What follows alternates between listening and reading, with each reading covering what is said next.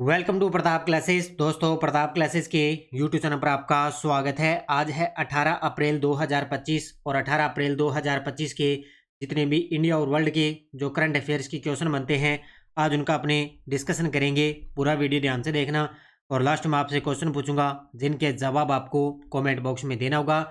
आज अपने पढ़ेंगे कि जापान देश है वो 320 किलोमीटर प्रति घंटे की रफ्तार वाली E5 E3 bullet train Bharat को देगा फ्री के अंदर।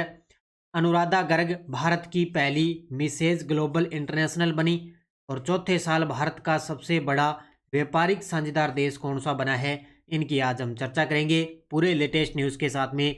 डेली आपको सुबह मेरी ये करंट अफेयर्स की क्लास आपको मिलती है पूरे फैक्ट के साथ, पूरे लेटेस्ट न्यूज़ के साथ। तो सभी साथी एक बार कर दें सेशन को लाइक शेयर और सभी साथियों को गुड मॉर्निंग, प्यार भरा नमस्कार। करते हैं स्टार्ट। सबसे पहले हम करेंगे कल के क्वेश्चनों को रिवाइज। देखिए, भारत के अगले मुख्य न्यायाधीश चीफ जस्टिस ऑफ इंडिया के मुख्य रूप के अंदर कौन शपथ लेने जा रहे हैं? तो justice BR Gavai. Supreme court के पूर्व न्यायाधीश जस्टिस दिनेश माहेश्वरी को किस आयोग का अध्यक्ष नियुक्त किया गया? 23वें विधि आयोग का। खेलो इंडिया यूथ गेम्स 2025 का आयोजन पहली बार किस राज्य में होने जा रहा है? बिहार के अंदर। 14 अप्रैल 2025 को ब्लू ओरिजिन के न्यू शेपर्ड रॉकेट ने एक ऐतिहासिक सब ऑर्बिटल अंतरिक्ष उड़ान को सफलतापूर्वक पूरा किया है। यह उड़ान किस प्रकार की थी? मानव सहित सब ऑर्बिटल अंतरिक्ष उड़ान, जिसके अंदर विशेष तौर से महिलाएं शामिल थी। अप्रैल 2025 में पेरू के लीमा में आयोजित ISSF वर्ल्ड कप में 10 मीटर एयर पिस्टल स्पर्धा में कांस्य पदक जीतकर भारतीय निशानेबाज टीम ने शानदार वापसी करते हुए निशानेबाज का नाम सौरभ चौधरी। भारतीय भारोत्तोलन महासंघ के एथलीट आयोग के अध्यक्ष के रूप में किसको नियुक्त किया गया? मीराबाई चानू को। और मार्च 2025 के लिए ICC men's player of the month किस भारतीय क्रिकेटर को चुना गया? श्रेयस अय्यर को चुना गया था। ये थे कल के क्वेश्चनों का रिवाइज हमने कर लिया। टेस्ट आपको निरंतर मिल ही रहा है ऐप के अंदर, डेली टेस्ट PDF वगैरह सब कुछ मिल रही है। तो प्रताप क्लासेस का ऐप डाउनलोड करके वहाँ पर ये 2025 की वार्षिक करंट ज्वाइन कर लेना मात्र 50 रुपये के अंदर। इसमें डेली टेस्ट मिलता है, वीकली क्लास का टेस्ट मिलता है, मंथली टेस्ट और मंथली PDF आपको मिलती है, जिसका प्रिंट निकाल के अच्छे तरीके से आप अध्ययन कर सकते हो। अच्छे तरीके से पढ़ो, मेहनत करो और ज़बरदस्त तरीके से मेरी सुबह क्लास आपको मिलती रहेगी। करते हैं स्टार्ट आज की क्लास। 18 अप्रैल 2025 पहला क्वेश्चन आपके सामने। हाल ही में किस देश ने भारत को 320 किलोमीटर प्रति घंटा की गति वाली E5 E3 बुलेट ट्रेन मुफ्त में देने की पेशकश की है? क्या बात है भी, गजब का प्रश्न है आपके सामने। ये देखो तस्वीर में आपने देखी होगी बुलेट ट्रेन। तो दो बुलेट ट्रेन है, एक तो E5 है और एक है E3।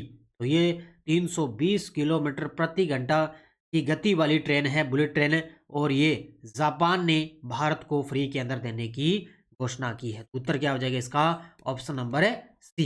किस देश ने? जापान देश ने।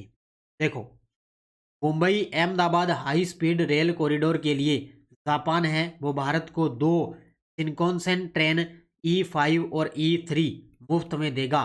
किसके लिए देगा? भारत में चलेगी कहाँ पर? ये जो मुंबई और अहमदाबाद हाई स्पीड का जो रेल कॉरिडोर है उसके लिए जापान ने क्या है, भारत को दो ट्रेनें मुफ्त में दे रहा है। तो ये Mumbai Ahmedabad high speed rail corridor पर चलेगी। इनकी डिलीवरी 2026 की शुरुआत में हो सकती है। जापान टाइम्स के मुताबिक E10 को दोनों देशों में एक साथ ट्रैक पर उतारने के लिए मंथन चल रहा है, लेकिन मुंबई अहमदाबाद कॉरिडोर का कुछ हिस्सा परिचालन के लिए अगस्त 2027 में शुरू किया जा सकता है। वे तो डिलीवरी इनकी 2026 में हो जाएगी और इनका जो संचालन है वो हो सकता है 2027 तक है, हो सकता है। तो दो ट्रेनें हैं, एक तो E5 और एक है E3। अब इनकी शुरुआत कब से हुई? देखो, E5 कब बनी थी? 2011 के अंदर। तो स्पीड कितनी है? 320 प्रति किलोमीटर प्रति घंटा। और E3 कब बनी थी? 1997 में। इसको मिनी शिनकानसेन भी कहा जाता है और इसकी स्पीड कितनी है? 275 किलोमीटर प्रति घंटा। तो ये दोनों की दोनों जो बुलेट ट्रेन है ये भारत को फ्री के अंदर है दी जाएगी। कौन सा देश देगा? जापान देश। तो इसको बढ़िया तरीके से पढ़ लेना, भी एग्जाम के अंदर पूछा जाएगा। अगला प्रश्न देखो, वित्त वर्ष 2024-25 के विदेश व्यापार आंकड़ों के अनुसार निम्नलिखित में से कौन सा कथन सही है? ये आ गया आपके लिए आर्थिक समीक्षा का क्वेश्चन आ गया है इंडिया से लेवल। तो वित्त वर्ष 2024-25 के विदेश व्यापार आंकड़ों के अनुसार निम्नलिखित में से कौन सा कथन सही है? तो ये इसका देखें तो अब की बार अमेरिका है वो भारत का सबसे बड़ा निर्यात गंतव्य रहा है। तो ये 2024-25 के विदेश व्यापार आंकड़ों के अनुसार है कि भारत है वो भारत का सबसे बड़ा निर्यात गंतव्य के रूप में कौन सा देश रहा? तो वो रहा है अमेरिका देश। अब इस प्रकार के प्रश्न जो सेकंड ग्रेड के अंदर जो साथी तैयारी करे ना, सेकंड ग्रेड के अंदर भारत की आर्थिक समीक्षा से अर्थव्यवस्था से प्रश्न आते हैं, तो इसी प्रकार का प्रश्न एग्जाम में देखने को मिलेगा। देखो भारत के शीर्ष निर्यात गंतव्य 2025 सबसे टॉप पर है, यानी कि सबसे निर्यात गंतव्य के रूप में भारत का रहा है अमेरिका, और 2 नंबर पर रहा है संयुक्त अरब अमीरात। उसके बाद में ये तो था निर्यात की बात, और ये है भारत के शीर्ष आयात क्षेत्र के अंदर बात करें तो आयात क्षेत्र के अंदर भारत का साझेदार देश रहा है चीन, और 2 नंबर पर रहा है रूस। दोनों को अलग अलग याद रखना।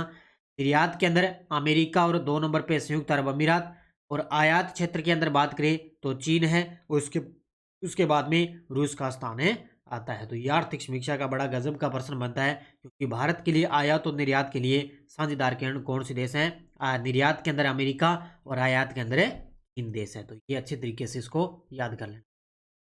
14 अप्रैल 2025 को भारतीय नौसेना ने नई दिल्ली में इस संगोष्ठी के तीसरे संस्करण मेगायन 25 का आयोजन किया है। कब है? 14 अप्रैल 2025 को। तो भारतीय नौसेना ने नई दिल्ली में किस संगोष्ठी के तीसरे संस्करण मेगायन 25 का आयोजन किया? तो वो है मौसम विज्ञान और समुद्र विज्ञान संगोष्ठी का आयोजन किया है। कहाँ पर किया? नई दिल्ली के अंदर। आयोजन कहाँ पर किया है? नई दिल्ली के अंदर है। संगोष्ठी के तीसरा संस्करण है किसका है? मेगायन 2025 का आयोजन किया है। तो उत्तर क्या हो जाएगा? ऑप्शन नंबर सी, मौसम विज्ञान समुद्र विज्ञान संगोष्ठी। देखो कार्यक्रम का नाम मेगायन 25, आयोजक कौन सा है? भारतीय नौसेना द्वारा इसका आयोजन किया गया।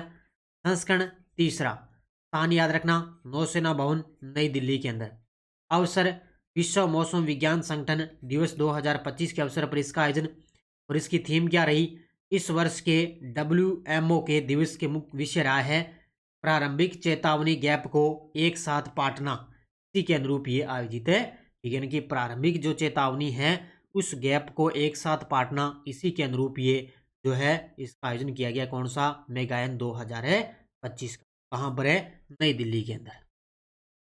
रक्षा मंत्रालय के मुख्यालय एकीकृत रक्षा स्टाफ हेडक्वार्टर IDS के तत्वाधान में कलम और कवच 2.0 महोत्सव का आयोजन कहाँ किया गया था? रक्षा मंत्रालय के अधीन है, मुख्यालय है रक्षा स्टाफ का, वहां पर कलम और कवच 2.0 महोत्सव का आयोजन कहाँ पर किया गया? तो ये किया गया नई दिल्ली के मानेकशा सेंटर के अंदर। नंबर 1 है कहाँ पर? ये देखो आपके तस्वीर के अंदर देख सकते हो रक्षा मंत्रालय। तो वर्तमान में अपने रक्षा मंत्री कौन है?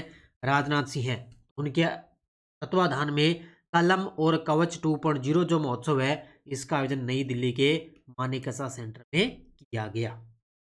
देखो रक्षा मंत्रालय के मुख्यालय एकीकृत रक्षा स्टाफ HQIDS के तत्वाधान में संयुक्त युद्ध अध्ययन केंद्र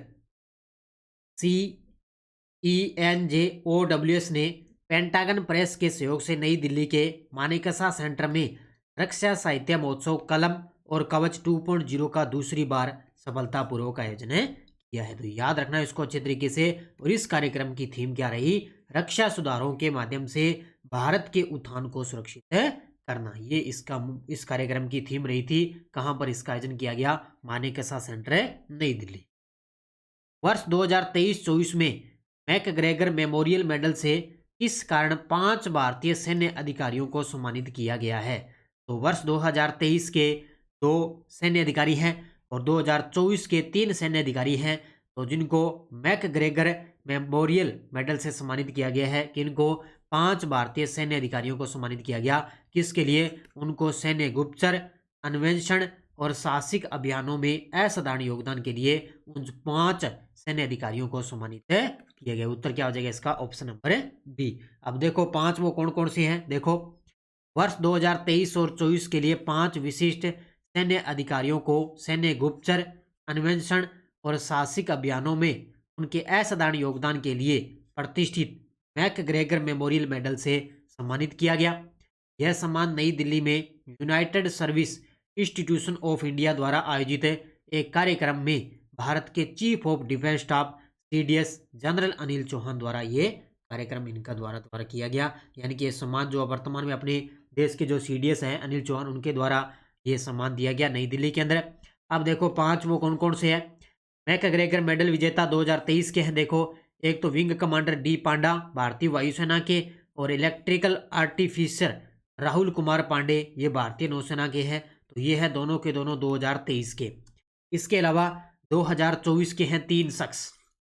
एक तो है राम रतन जाट भारतीय नौसेना के, एक है जुम्मर राम पूनिया भारतीय वायुसेना के, और एक है कर्नल रणवीर सिंह जमवाल, ये निदेशक है राष्ट्रीय पर्वतारोहण एवं साहसिक खेल संस्थान अरुणाचल प्रदेश के। इन तीनों को 2024 का मैकग्रेगर मेडल विजेता रहे हैं। तो इन 5 के नाम आपको अच्छे तरीके से याद है करनी है।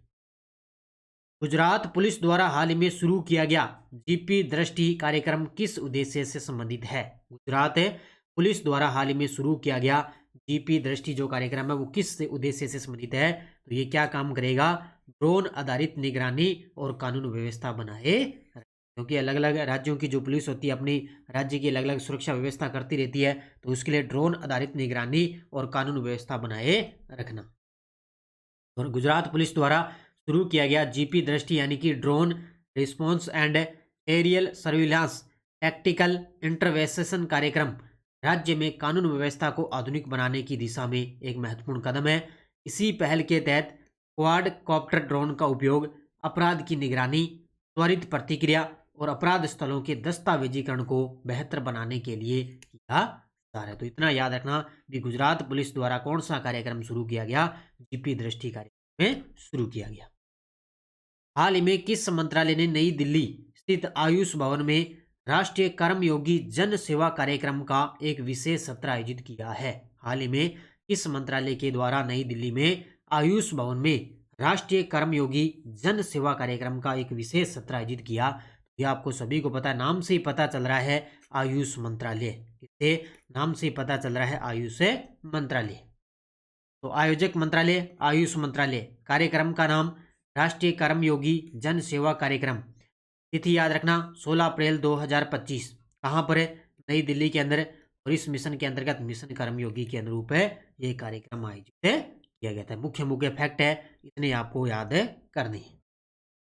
हाल ही में चीन में आयोजित मिसेज ग्लोबल इंटरनेशनल 2025 प्रतियोगिता में भारत की पहली विजेता कौन बनी है। ये देखो आपके सामने तस्वीर के अंदर चीन के अंदर आयोजित हुई थी मिसेज ग्लोबल इंटरनेशनल 2025 प्रतियोगिता। तो इसके अंदर भारत की पहली विजेता बनी है Anuradha Garg. Option number C कौन बन चुकी है, अनुराधा गर्ग। तो गुरुग्राम कहाँ पर है, हरियाणा के अंदर। गुरुग्राम कहाँ पर है, हरियाणा में है।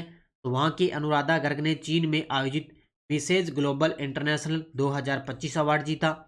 अनुराधा को भारत की पहली मिसेज ग्लोबल इंटरनेशनल बनने का गौरव भी हासिल है। गजब का प्रश्न है, क्योंकि भारत की पहली महिला मिसेज ग्लोबल इंटरनेशनल बनी है अनुराधा गर्ग, और कहाँ की रहने वाली है, गुरुग्राम में, हरियाणा की। अब देखो आपके सामने वन लाइनर करंट क्या है, दोनों के दोनों महत्वपूर्ण है। पहला है कि विश्व के नंबर 1 शतरंज खिलाड़ी नॉर्वे के मैग्नस कार्लसन ने पेरिस में फ्री स्टाइल शतरंज ग्रैंड स्लैम का खिताब जीता है। उन्होंने अमेरिका के ग्रैंड मास्टर हिकारू नाकामुरा को हराया है। यानी कि विश्व के नंबर 17 जो खिलाड़ी हैं वो है नॉर्वे के मैग्नस कार्लसन। उन्होंने पेरिस के अंदर फ्री स्टाइल शतरंज ग्रैंड स्लैम का खिताब जीत लिया है। पहला पॉइंट तो ये। दूसरा है जेएसआई के शोधकर्ताओं ने जर्मनी के म्यूजियम ए कोनिंगिंग के साथ पूर्वोत्तर भारत और पश्चिमी घाट में सेरिसिना स्केब बीटल की 6 नई प्रजातियों की खोज है। आपको पता है जेएसआई अलग अलग शोध करता है, वहां पर उन्होंने क्या किया, भारत का जो पूर्वोत्तर क्षेत्र है और पश्चिमी घाट है वहां पर सेरिसिना स्केब बीटल है, उसकी 6 नई प्रजातियों की खोज है। दोनों के दोनों उसको अच्छे तरीके से पढ़ लेना। ये टेलीग्राम ग्रुप है, कोई सूचना आती है, ये देखो कोई अखबार की न्यूज आती है तो मैं टेलीग्राम पे डाल देता हूँ।